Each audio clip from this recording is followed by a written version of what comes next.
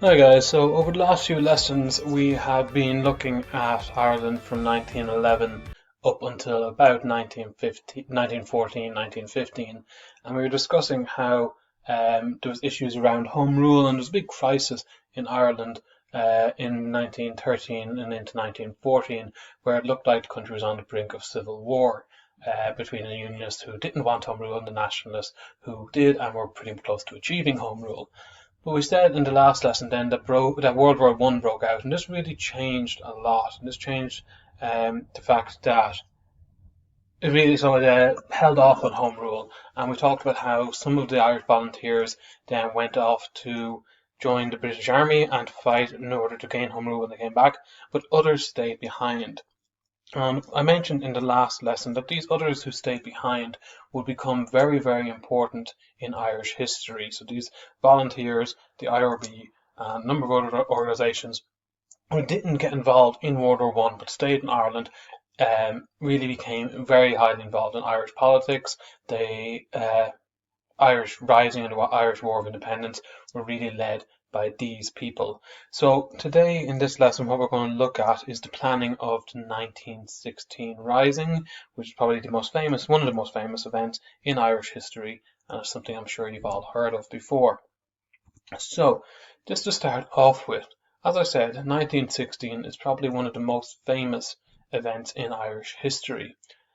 So a lot of you will have bits of information about it. You may have studied a bit about it in primary school. You may just have some general knowledge yourselves. You may just know it from seeing some of the places, where around Dublin where it took place. So to start off with today, what I want you to do is write down three things you already know about the 1916 Easter Rising and three things you would like to find out about it. And what we'll do is, so obviously we have this lesson and our first lesson on Monday of next week are both video lessons, but on the live lesson next week, if there's any of those questions that that we've asked here that you haven't had answered, we might look at answering them then. Okay, so maybe pause here for 2 minutes, think about this, okay, write down three things you know and three things you maybe want to find out.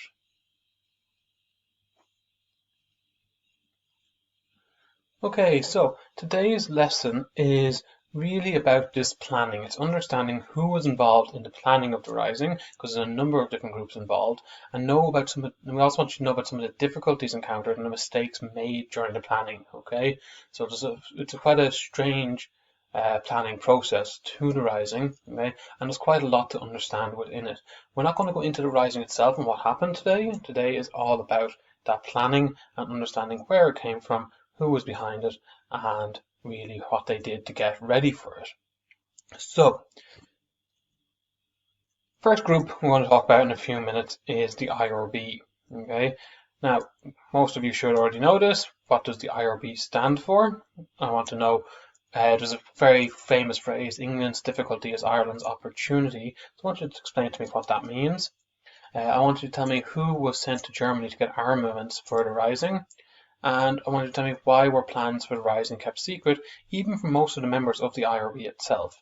Okay, so I'm going to talk about the IRB and the planning of the Rising for a few minutes now, and most of those answers will be given in what I say.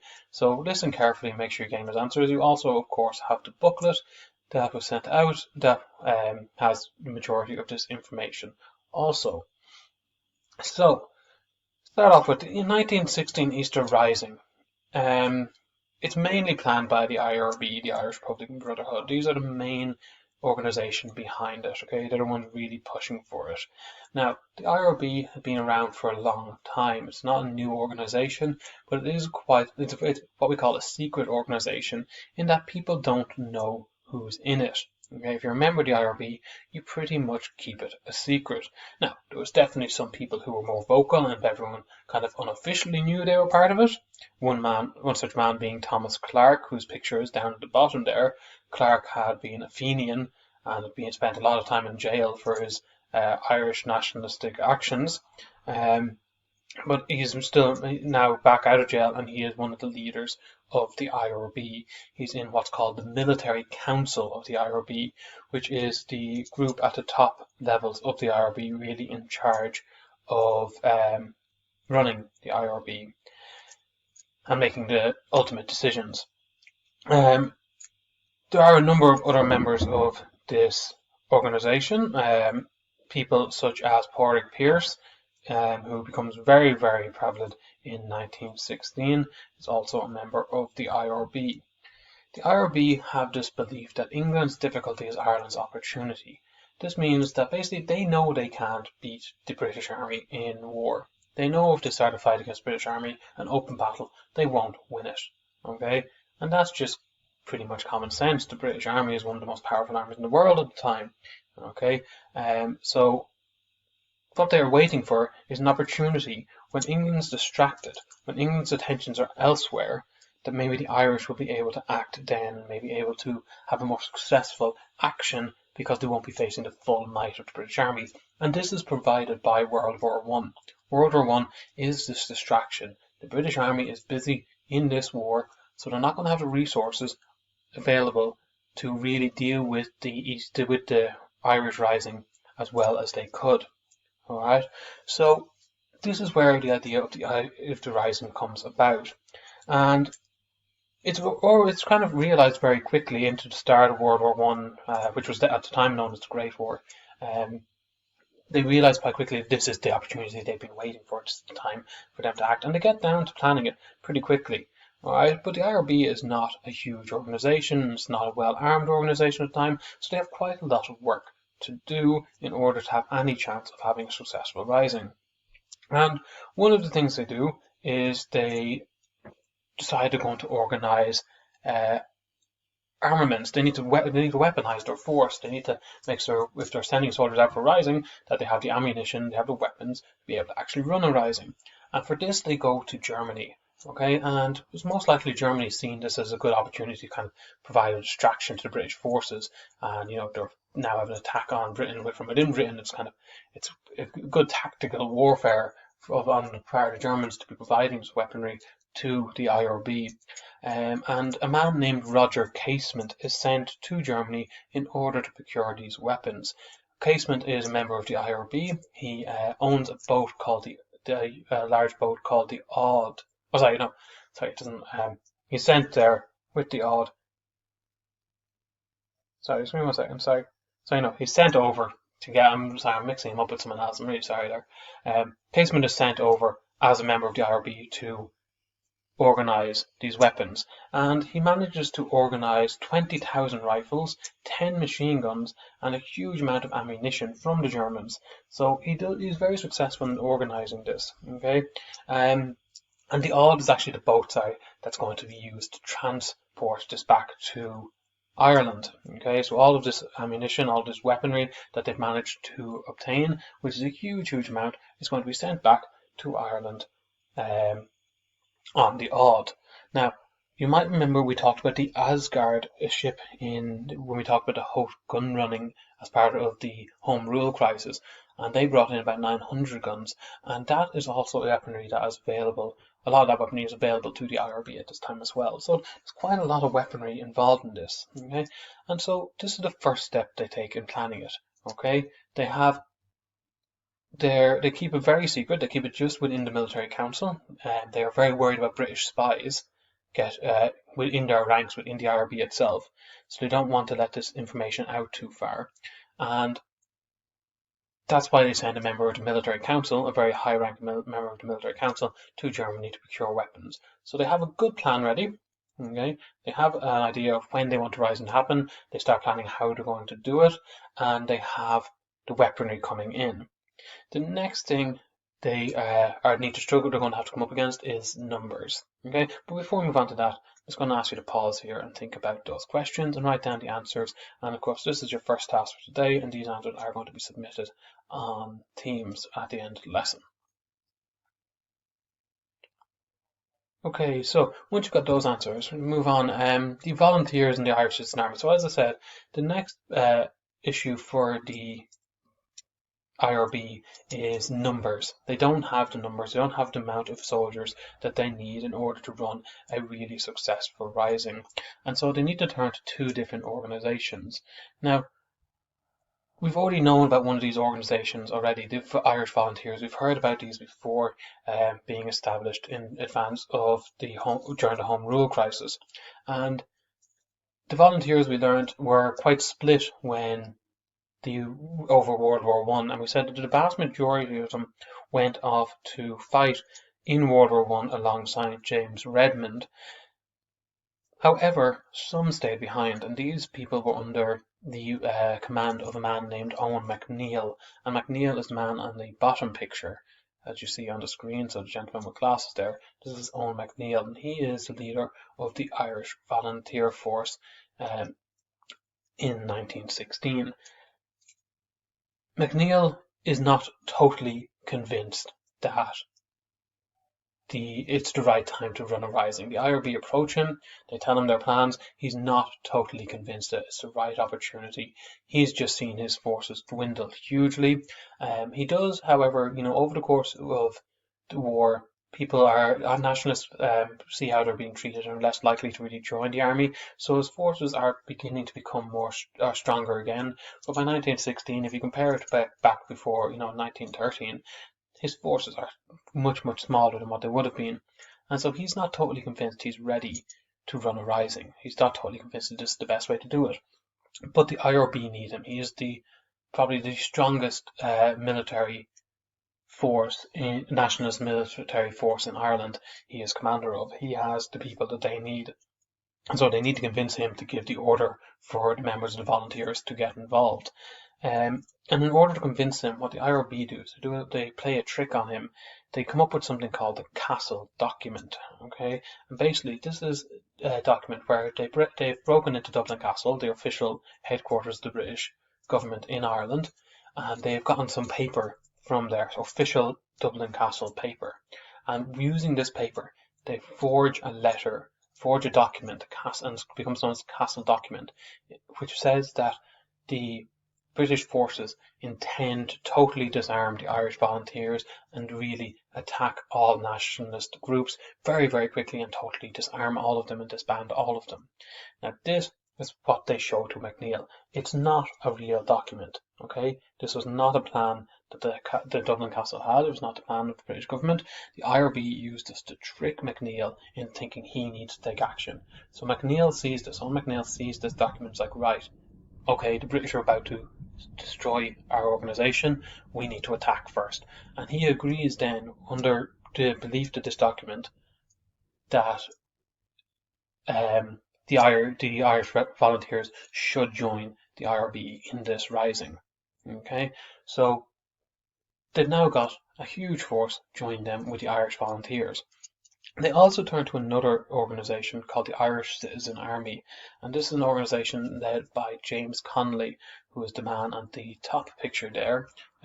Countess Markievicz, who we'll talk about later on during the Rising itself and during the War of Independence, is very much attached to Connolly and very much involved with the Irish Citizen Army. But this is another military organisation. It was set up in 1912, I believe. I could be slightly off my date there. In 1912, to protect people who were leading strikes. There was big trade union strikes in Ireland around this time, and this organisation was set up to defend the workers against the British forces who might try to ruin the strike. So James Connolly is the leader, and he has a strong military force that are nationalistic again, and the IRB approach him to try and get him to be involved within their rising also. So when they've got these two groups, and they've now got the IRB itself, they've got the guns, the weaponry coming in from Germany with Roger Casement, they've got the volunteers on their side, and they've got the Irish Citizen Army on their side. It's looking pretty good. Things are very well planned, things are very well organised, everything's looking quite good that they will be able to run a rising really, really well and maybe even have a successful rising in 1916. It's not 100% sure that they'll be successful, but they'll definitely be able to make a really powerful stand here with this amount of backup. Unfortunately, things do go wrong.